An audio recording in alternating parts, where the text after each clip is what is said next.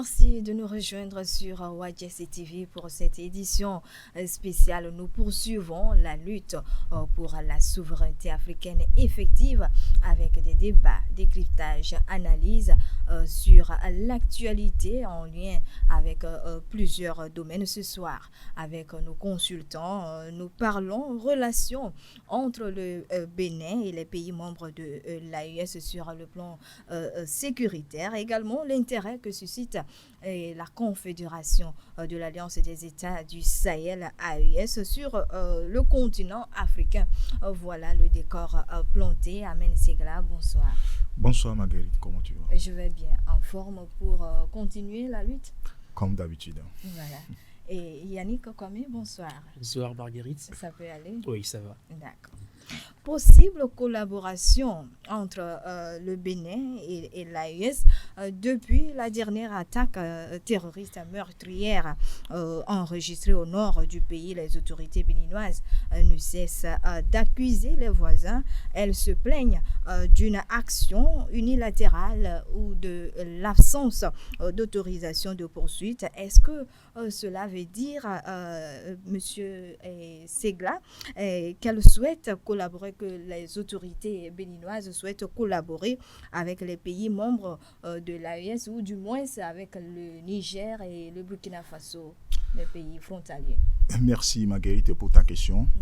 Et aujourd'hui, la question sécuritaire au Sahel est tellement préoccupante qu'il faut la réserver un traitement spécial et avec de sérieux. Ouais. Parce que après l'attaque terroriste au nord du Bénin, il y a de cela 1 ou 2 semaines, on a vu le général de l'armée, Fritio Bagidi, qui a fait une sortie concernant une possible collaboration au niveau de 2 États, en l'occurrence le Burkina Faso et le Niger. Ouais.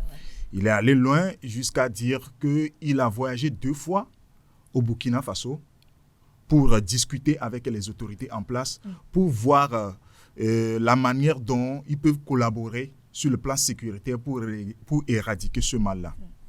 C'est une bonne chose, c'est ce que nous voulons en tant que panafricanistes, c'est ce que nous voulons. Il faut qu'il y ait une collaboration entre les États sur tous les plans, pas seulement sur le plan sécuritaire. C'est parce que les impérialistes ont importé le terrorisme en Afrique. C'est pourquoi on parlait du terrorisme actuellement. Sinon, on devait faire un débat sur l'économie, comment faire avancer la jeunesse. Voilà.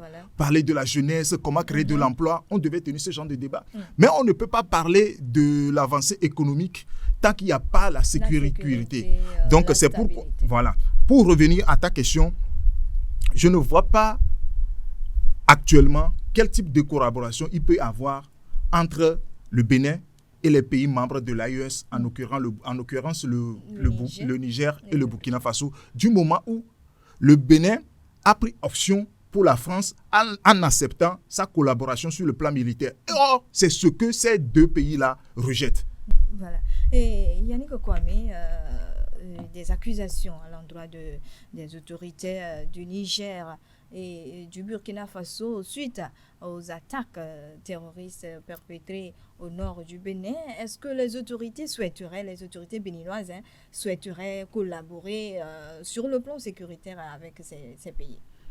Oui, Marguerite, tu sais, nous avons toujours déploré ce déphasage qu'il y a entre les aspirations profondes du peuple béninois à un Bénin beaucoup plus souverain, à un Bénin beaucoup plus indépendant, et les décisions politiques de ces dirigeants qui, eux, sont plus enclins à jouer le jeu de la France, à jouer le jeu des impérialistes, afin de plonger le pays dans le chaos. Alors, l'attaque du 8 janvier dernier a encore ouvert les yeux des Béninois sur le fait qu'ils ne sont pas du tout en sécurité dans leur propre pays, étant donné le choix que leurs dirigeants font. Aujourd'hui, le Bénin gagnerait beaucoup à collaborer avec les pays de l'AES. Déjà, quand on prend sa position géographique, le fait qu'il est frontalier avec certains pays de l'AES comme le Burkina Faso et le Niger, ça aiderait beaucoup, surtout en ce qui concerne le partage de renseignements et la possibilité d'aller intervenir de part et d'autre des frontières. Mais est-ce que les pays de l'AES sont prêts à collaborer avec le Bénin quand on connaît la position stratégique du Bénin qui est plutôt plus ouvert à collaborer avec la France. Pour qu'il y ait une collaboration, il faut déjà que le Bénin revoie sa position, qu'il soit prêt à s'affranchir de cette dépendance viscérale qu'il a vis-à-vis de la France. Sinon, sans ça, il n'y aurait pas une possibilité de coopération mais de collaboration. En fait, dans cette affaire, le choix est vraiment clair. Ou soit le Bénin compte sur la France pour arriver à bout au terrorisme, ou soit il voit que cette collaboration avec la France ne portera pas de fruits et il se tourne vers l'AES pour qu'il organise quelque chose ensemble pour éradiquer ce mal. Mais être avec la France et collaborer en même temps avec l'AES, c'est pas possible. Oui, ce n'est même pas parce disant. que la France veut passer par le Bénin pour Oui, déstabiliser c'est ça. Parce que pays. les dirigeants de l'AES ont toutes les fois dénoncé ce genre de manipulation ou bien de stratégie que la France est en train de mettre en place dans les pays qui entourent les pays de l'AES. Parce que la France avait tenté ça avec le Tchad, ça n'a pas marché, on les a chassés là-bas. Aujourd'hui, elle compte plutôt sur le Bénin pour arriver à sa fin. Mais du moment où les dirigeants de l'AES ont compris la stratégie de la France en matière de déstabilisation de leur pays, je ne vois pas, peu importe comment vous appelez ça, l'esprit de panafricanisme qui les anime, ils ne peuvent jamais accepter collaborer en ce moment-là avec le Bénin. Surtout avec la présence des troupes françaises sur le territoire. Voilà. Et parlant de la coordination des activités de lutte, des opérations de lutte contre le terrorisme, je rappelle qu'entre-temps également, le président du Burkina Faso, le capitaine Ibrahim Traoré, avait déploré le fait qu'il n'y ait pas une collaboration en tant que telle entre les pays et le fait de permettre aux combattants de poursuivre les terroristes au-delà des frontières. En fait, aujourd'hui, c'est ce que le porte-parole du gouvernement béninois a évoqué l'autre fois lors de sa rencontre avec la presse. Il avait dit que la collaboration que l'État béninois veut avec les pays de l'AES, avec le Burkina et le Niger, c'est que ces pays doivent leur permettre d'avancer sur leur territoire et de poursuivre les terroristes au cas où ces terroristes-là l'auraient attaqué ou bien va s'en prendre contre l'État béninois. Mais c'est absurde parce que du moment où vous savez que ces deux États-là dénoncent la présence des troupes françaises sur votre territoire, qui aujourd'hui constitue une menace pour leur pays. Pour leur pays, oui. Mais vous demandez à ce que ces pays-là acceptent que vous vous aventurez sur le territoire pour poursuivre les terroristes. Mais ça ne peut jamais se faire. C'est donner ça ne peut jamais. Oui, parce qu'aujourd'hui, il ne faut pas que nous soyons naïfs par rapport à un certain nombre de choses. Aujourd'hui, c'est clair que ce que le Bénin est en train de demander en matière de collaboration, du moment où il a accepté la présence des Français sur son territoire, ce n'est pas possible.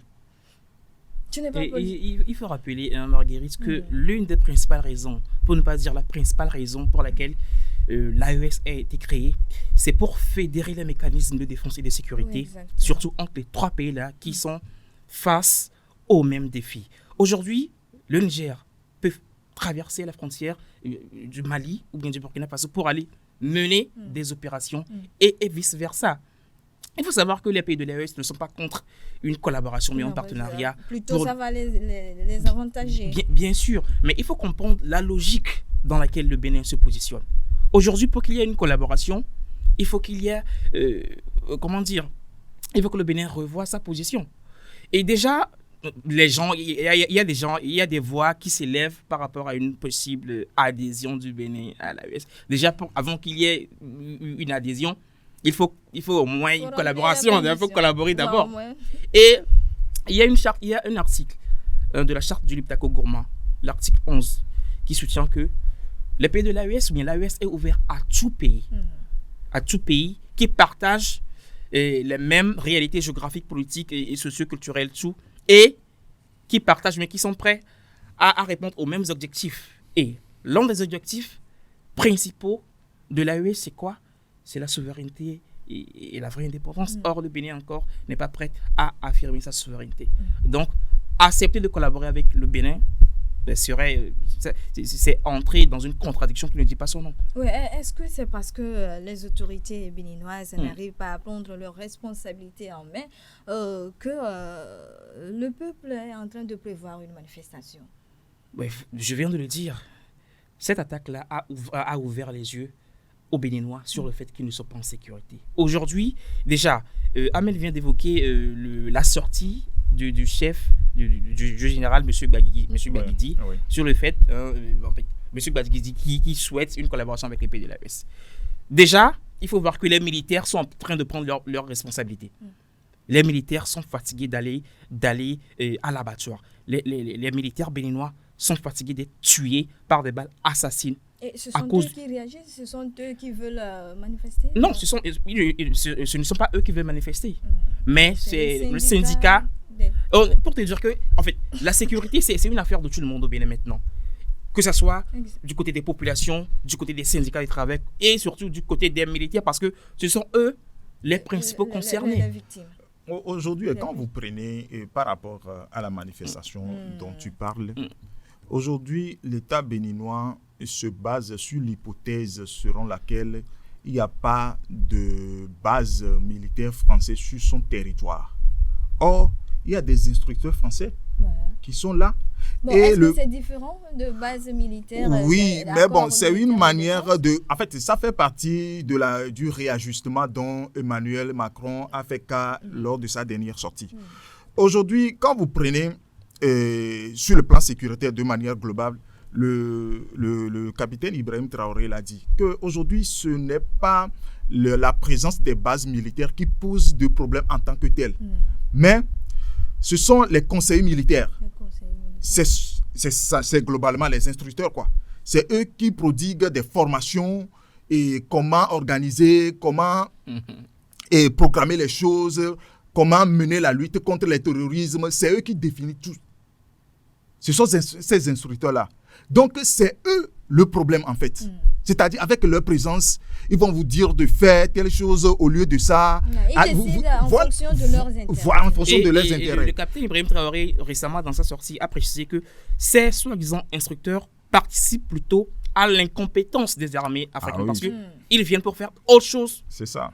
Voilà. C'est une menace pour... Oui, mais du moment où vous acceptez confier votre sécurité, votre défense à un pays étranger, mais vous êtes en danger. Vous êtes en danger. Et le cas du Burkina Faso, du Mali et du Niger est toujours là. Allez interroger les populations de ces pays-là et vous en saurez ce qui s'est passé.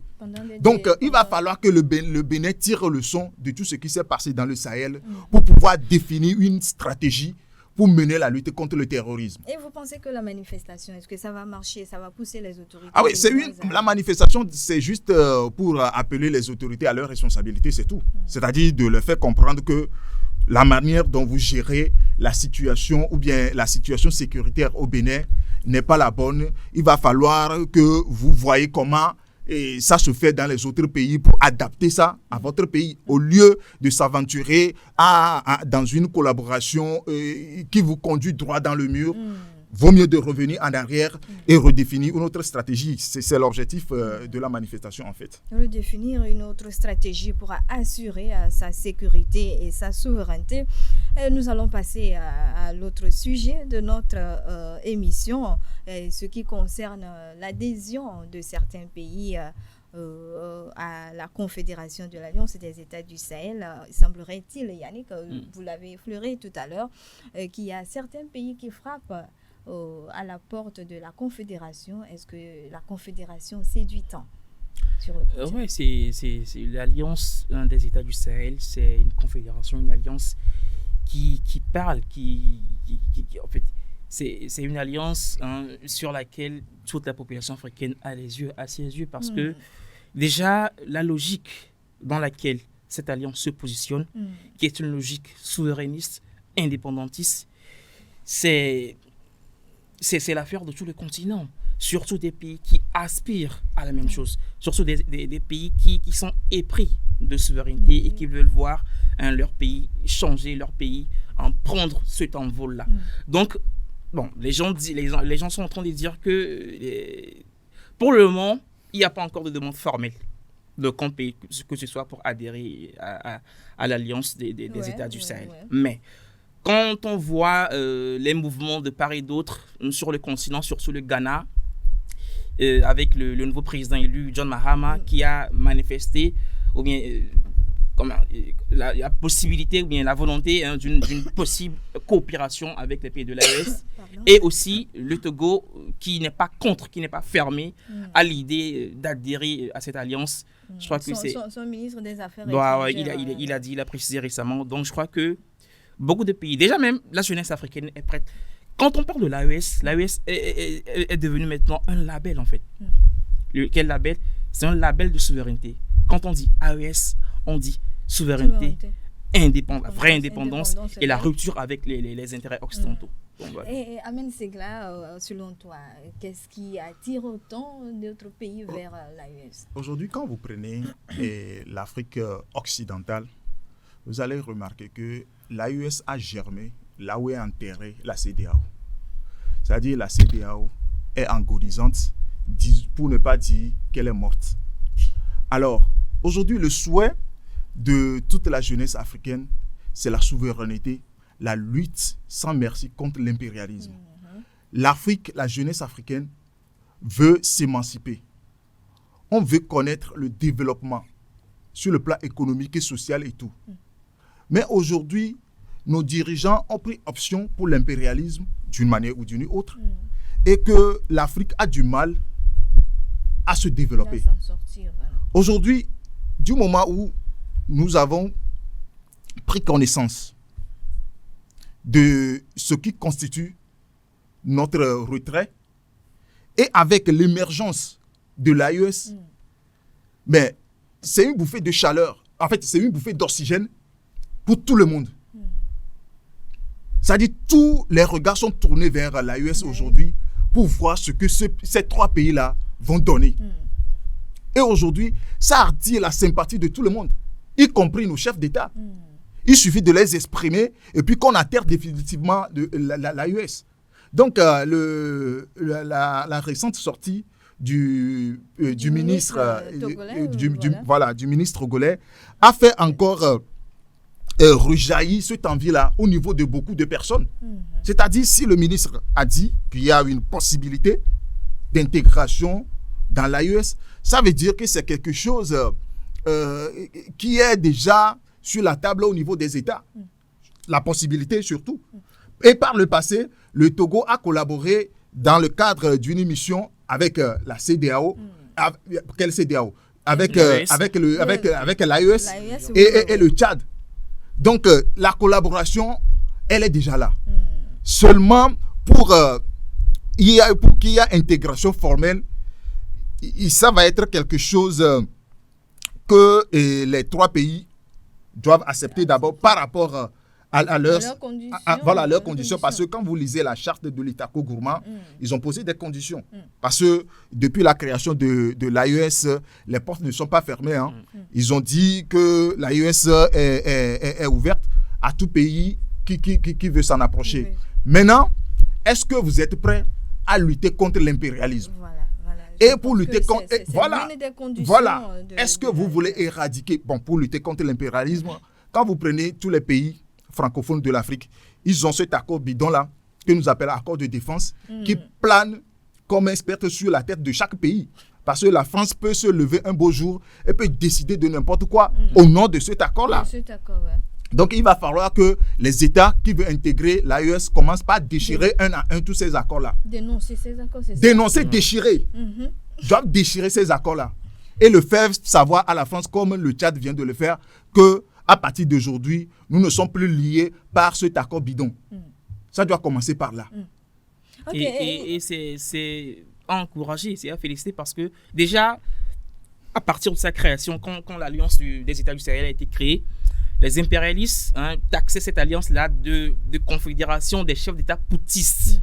Mais aujourd'hui, c'est toute l'Afrique. Oui, on ne croyait pas. Voilà. La plupart Donc, des pays ne croyaient pas. c'est parce qu'ils ont fait leurs preuves. La survie C'est parce que ces dirigeants ont fait leurs preuves. Ils ont montré ce que c'est que la vraie lutte contre l'impérialisme et contre le terrorisme. Donc voilà. Et Yannick, ce que Amen vient de dire tout à l'heure, parlant de la rupture des accords coloniaux sur le côté défense, avant d'intégrer ou bien d'adhérer à la Confédération, est-ce que vous pensez que le Tchad est déjà prêt? Le Tchad est déjà prêt. Le Tchad a lancé un signal fort en dénonçant l'accord historique de défense qu'il y a entre lui et la France. Je crois que c'est un préalable, c'est la condition sine qua non pour adhérer à cette alliance-là, qui ne traite pas avec les impérialistes. Vous ne pouvez pas prétendre intégrer l'AES si vous avez toujours des accords, que ce soit ponctuel, que ce soit un dispositif remodelé ou pas, qu'il y ait un accord vous dispense d'intégrer l'AES, vous empêche d'intégrer l'AES. Parce que déjà, la logique dans laquelle ils sont, c'est une logique souverainiste. C'est une logique de rupture avec l'Occident. Pas totalement avec l'Occident, mais avec le néocolonialisme. Donc voilà. Donc, tout pays aspirant à adhérer à cette alliance-là doit répondre à ce préalable-là d'abord. Et Amen Segla, quand nous prenons le cas de... Bon, oui, allez-y. Quand nous prenons le cas de Tchad, le Tchad a déjà travaillé avec les pays de l'AES dans le cadre de G5 Sahel. Donc aujourd'hui, du moment où le Tchad n'est plus en accord partenariat, ne serait-ce que sur le plan sécuritaire ou bien de défense avec la France, je pense qu'il est plus proche de l'AES que quiconque, le Tchad. Donc aujourd'hui, du moment où une opération a été menée par le passé dans le cadre de la lutte contre le terrorisme dans le Sahel, aujourd'hui le Tchad peut intégrer facilement l'AES. Du moment où ils ont encore des défis communs, qui est le terrorisme, donc l'intégration du Tchad à l'AES n'est pas aussi compliquée que l'intégration, par exemple, du Ghana ou éventuellement du Togo. Et le Ghana, je pense là tout, depuis le 1er janvier, a exempté de visa les citoyens africains. Ils s'approchent un peu de... Ah oui, en fait, le panafricanisme, chaque État qui veut mettre en place les idéaux du panafricanisme doit poser les pas. Quand vous prenez le cas de l'AES, c'est vrai, l'intégration aujourd'hui dans les pays de l'AES, tous les pays membres de la CEDEAO agonisante peuvent encore circuler librement dans les pays de l'AES. Mais pour les autres pays, ça va venir. Mais le Ghana a devancé les choses pour libérer tout le monde, tous les Africains, de venir sur son territoire, sans visa. Donc, c'est quelque chose d'ailleurs à saluer. Mais ça ne prouve pas, ça ne répond pas et son intégration dans l'AES. Est-ce que le Ghana aussi a également des accords avec la France? Non, pas forcément, parce que le Ghana, c'est un pays anglophone. Donc, même s'il doit y avoir accord, ça doit être quelque chose de partenariat, mais pas accord colonial dont nous dénonçons avec les pays francophones. Ça serait plutôt avec la Grande-Bretagne, mais on sait tous que la Grande-Bretagne n'a plus rien à foutre au Ghana. Oui, mais quand vous prenez même l'histoire de la colonisation en Afrique, vous allez remarquer que tous les pays, toutes les puissances qui ont une histoire aventurière en matière de colonisation en Afrique ont déjà fait leur deuil.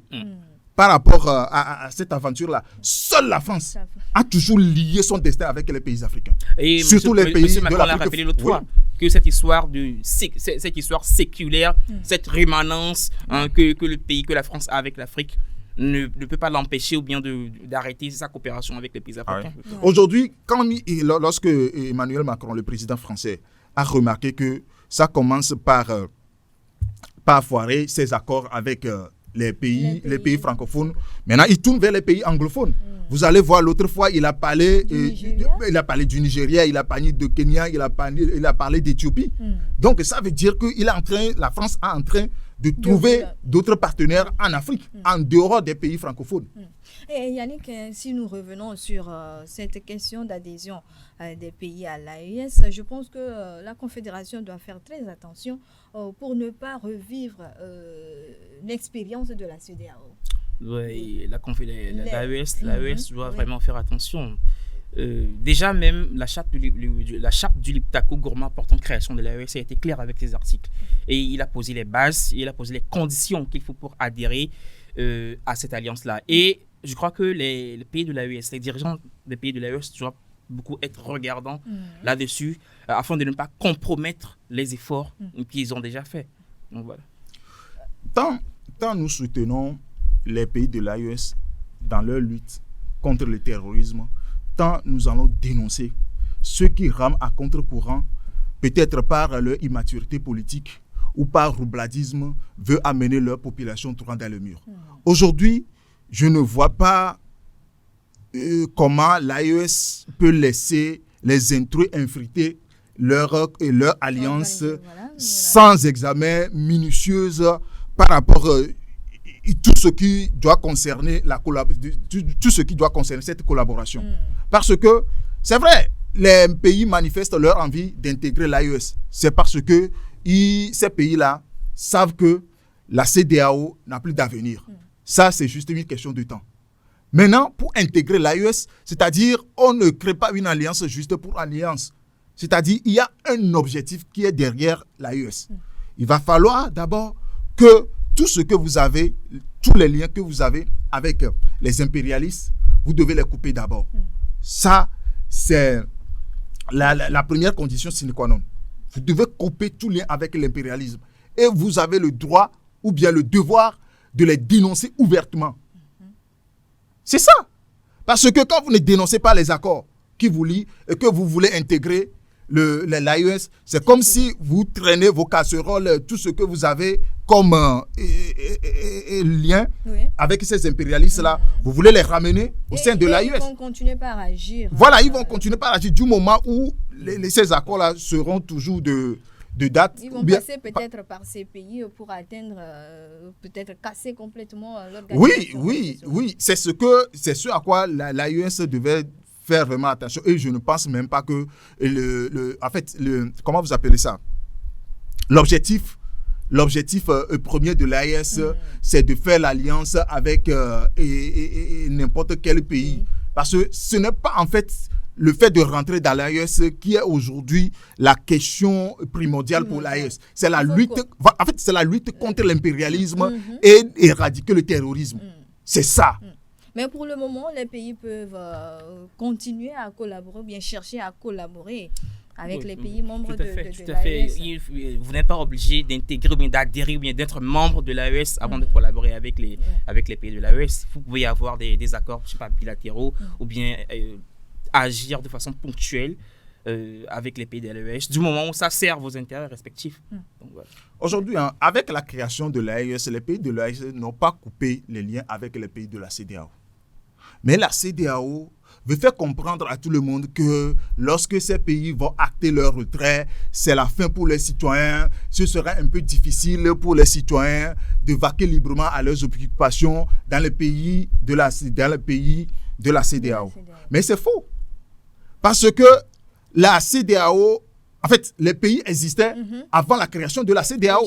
Et chaque pays commerçait avec d'autres pays avant la création de la CEDEAO. La CEDEAO est venue dans l'objectif d'officialiser un peu les choses pour que ça passe bien. C'est ça l'objectif de la CEDEAO. Mais malheureusement, elle a failli à sa mission et dommage pour elle. Et voilà, un dernier tour de table, s'il le faut, pour votre mot de la fin. L'AES, c'est une coalition, c'est une confédération qui donne envie. Donc moi, je vais exhorter toute l'Afrique, les dirigeants africains, les pays africains, de rallier cette alliance-là, de rentrer dans les trains de l'AES, de prendre exemple sur ce modèle-là pour que l'Afrique soit entièrement émancipée, souveraine et indépendante. Alors, moi, mon mot de fin iront au président des pays africains qui aujourd'hui écoutent leur peuple, mais ne voulait pas faire ce que ce peuple-là demande. Le monde, ouais. Quand vous prenez les pays de l'Afrique de l'Ouest, nous le savons tous que la CEDEAO ne peut rien apporter de mieux que ce qu'elle a fait hier. Donc, quitte à eux, parce que le peuple déjà a exprimé ses vœux, quitte à ces présidents-là de changer de cap et d'être réalistes. Aujourd'hui, la CEDEAO est phagocytée d'une manière qu'on ne peut jamais imaginer. Donc, si un pays veut sortir aujourd'hui de la CEDEAO, mais c'est de bonne guerre. Et je pense qu'il peut avoir le soutien de son peuple dans ce sens. Et lutter pour la souveraineté, c'est également répondre aux aspirations des peuples africains. Merci à vous, chers consultants, pour vos apports. C'est à nous de vous remercier. Merci à vous également, chers téléspectateurs, pour votre fidélité sans cesse renouvelée à Wadjessi TV. Restez toujours des nôtres.